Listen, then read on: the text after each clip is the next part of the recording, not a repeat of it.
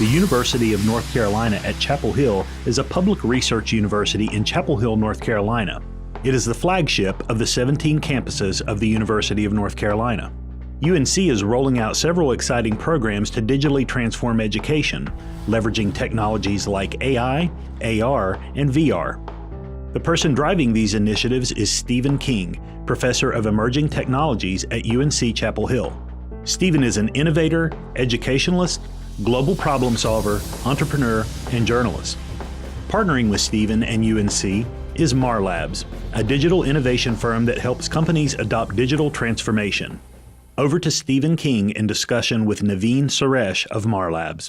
Hello everyone, I'm Naveen Suresh with Marlabs, and I'm honored to be here today with Stephen King from UNC Chapel Hill. Stephen is the Professor for Emerging Tech at UNC, and he runs several innovation initiatives here with UNC, which we are supporting. Thank you for being here with us, Stephen. Glad to be here. Thanks. Thank you. First things first, what do you think is the future of higher education? So it's important that higher education change with industry. We have a world that is interconnected and moving quickly, and higher education cannot stay where it is. We must use and leverage all of these new technologies that are coming to educate in a better way. And specifically in a state university, we have a responsibility to do that and to be the most efficient use of our resources and to get the most educational value for our students. Why is it important for institutions like UNC to invest in emerging tech? It's really important that we invest in these new emerging technologies like virtual reality, augmented reality, artificial intelligence, because this is the way that business is being done. It is the way that the world is changing to, and it helps us to do a better job of educating. So when our students are in our classroom, we want to make sure that they are getting the most efficient use of that time, that we educate them in a way that is useful, helpful, and in a way that really engages them so that they don't just like learn it for the test, but they have that information for life and it's a part of who they are. Absolutely, that's great. So what are the major programs that you're running today? Like, like I understand you're doing AI, a lot of emerging tech, so what are those? So in the Emerging Technologies Lab, we're doing a lot with artificial intelligence. One of the things we're doing with Keenan Fagler Business School is to figure out how can we help the admissions process using artificial intelligence, specifically machine learning. So can we identify the most ideal candidate from a pool of thousands of candidates to see which ones are the most likely to succeed in our program and then to be successful in business? So what else other than that? We have like a couple of initiatives going on. So one of the things we want to do is to get students the information when they need it, exactly the information that they want. So we're using an artificial intelligence video search system. It uses natural language processing, it uses visual discovery, and will help students to go to the exact moment in a video they're looking for. So they can search for a particular term or maybe an example they might remember from a lecture when they go back to it. And instead of just taking them to any video, it takes them to the exact video, to the exact second of that video, and it might start 2 minutes and 33 seconds into a 40-minute lecture. It'll take them right there, and they get the information that they're looking for very efficiently. Exciting. So how is AI helping your students and faculty?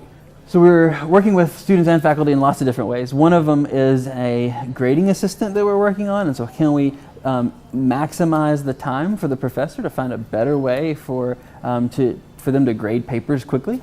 We're working on an artificial intelligence chatbot, so we're using chatbot technology, natural language stuff to get them the information that they have. So at 2 o'clock in the morning, it's probably not a good idea for a student to text a professor, but they can text that chatbot and get the answers that they need at the time when they're studying for it. Super. So what are some of the other initiatives that you're working on at the lab? Well, we're doing a lot in virtual reality. We're doing a lot in augmented reality. And so how do we immerse our students in storytelling so that they can learn and remember and recall information better? In the lab, we're also doing a bunch of drone-based photogrammetry to do capture of large buildings and landmarks and things like that, and putting them in an augmented reality experience on the phone. So that's kind of an exciting project. And then we're also working with a project that's doing robotics with natural language processing, and we're creating essentially a robot journalist. Imagine a semi-autonomous robot that could go out and maybe it can ask questions, gather information, and then send that back to the newsroom. or it could be sent out to go find specific demographics that may be underrepresented. And so you could go get information and collect that and then deliver that for those stories, or maybe for other types of research projects. And so we're partnering with Segway on that to build it on top of one of their robotics platforms. And we're trying to figure out how do we build an intelligent technology on top of their robotics platform. What does the future of the campus look like?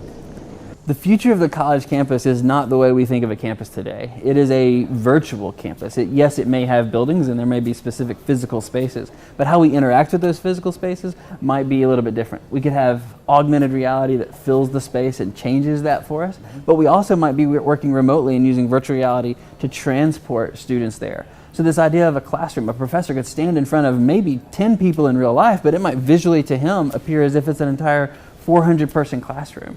And so I think this connected campus is really helpful. I think what 5G does with that, with augmented reality, some of the experiments that Magic Leap is working on, there's a lot going on in this kind of new way of presenting news and information, and it's starting at college campuses and then spreading across to other urban and rural areas. Excellent.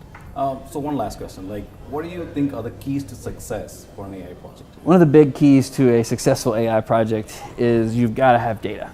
You've got to have good data, you got to have clean data. And it takes some time to process that and to clean that and work through that. And we've worked with Marlabs to kind of figure that out and do that. But I think it's key that you have the data that you can work through.